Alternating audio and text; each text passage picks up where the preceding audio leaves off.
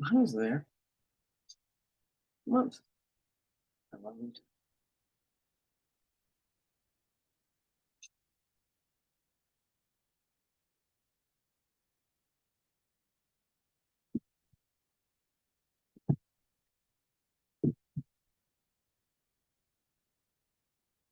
I'm sure you know that eating is an incredibly complex behavior. It's going to be affected and controlled by innumerable factors, which include psychological factors, metabolic factors, physiological, and social factors. The hypothalamus, which is a tiny little part of the brain that I have mentioned throughout the class, is the control center for your GI tract. It is going to take information about how much food you're eating and your caloric intake, how much caloric expenditure you're undergoing, as well as energy storage throughout the body. And it will integrate that information. And we hope it'll integrate that information and allow you to maintain a normal body weight for you. There are a number of chemicals that are in the central nervous system that will affect appetite control and the caloric expenditure that you undergo. Researchers are looking at these chemicals, hormones, and neurotransmitters in order to figure out how to help people who have eating control issues control their appetites. One of the compounds, actually molecules, that's being studied is neuropeptide Y. And it triggers us to have cravings for carbohydrates. And it will also trigger an eating response. It decreases energy expenditure. It increases fat storage. And as you know, those all favor a positive energy balance and therefore weight gain. So let's talk about caloric expenditure and thermogenesis. Thermo for temperature and genesis for production of. So this is talking about generation of body heat. You know that heat is released when you are digesting, and we will also release heat when we are undergoing any type of activity. When you're in a lab setting, you can actually measure how much heat has been released in order to determine the amount of energy that you have expended. So there are going to be several different categories of thermogenesis, and basal thermogenesis is also known as a basal metabolic rate. We also have exercise-induced thermogenesis, so you're doing some sort of physical activity that is causing you to generate extra heat. And you can also have diet-induced thermogenesis. So the heat is produced while you're processing the food as you digest. There is a fourth category that we'll talk about in a little bit more depth, which is called adaptive thermogenesis. So hang on to that thought and we'll get there in this section. When you talk about basal metabolism, you're actually talking about the energy that you require to maintain your life when you are at complete rest. That includes digestive rest, physical rest, and emotional rest. And that is usually measured by the basal metabolic rate, the BMR.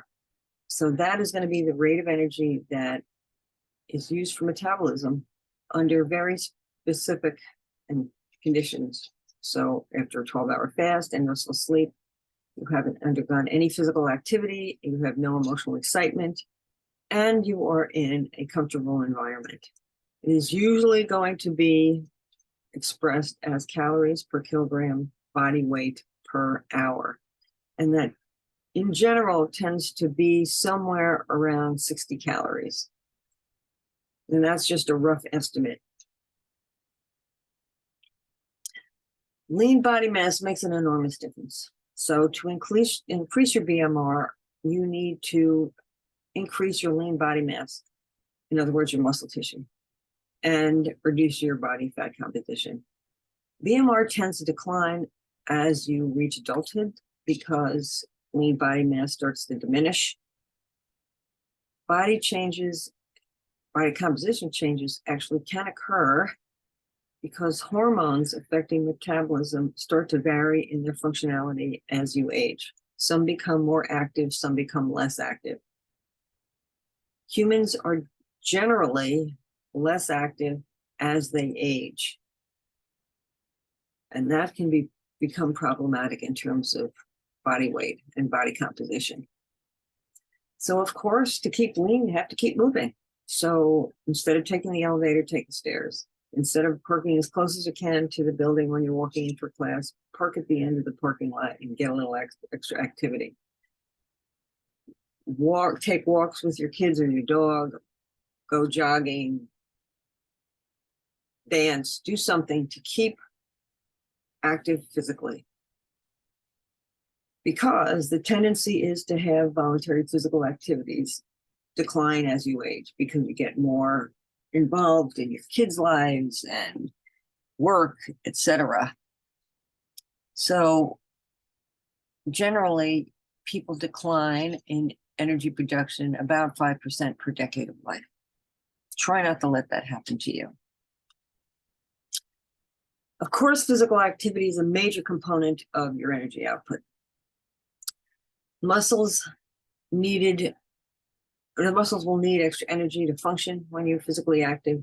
Your heart and your lungs also require extra ATP in order to get nutrients and oxygen out to all parts of the body, all the tissues, all the cells. And you also need to expend additional energy to dispose of wastes when you're increasing your physical output.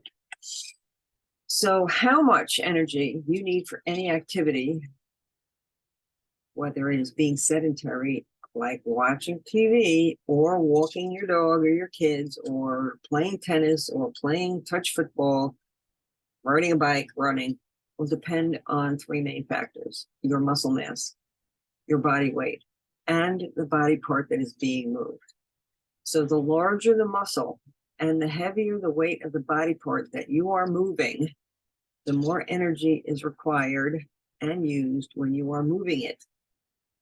So if you're walking, you're using your legs to move your whole body, versus you're sitting in your work lounger and knitting while you watch TV. The larger the muscle mass and the heavier the weight of the body part that you are moving, the more energy you will expend. And of course, that makes sense. Working with a 10-pound weight versus working with a 1-pound weight will require different caloric expenditure, of course. So let's get back to adaptive thermogenesis, because there are times where you're going to expend additional energy as you are adapting to either external or internal changes.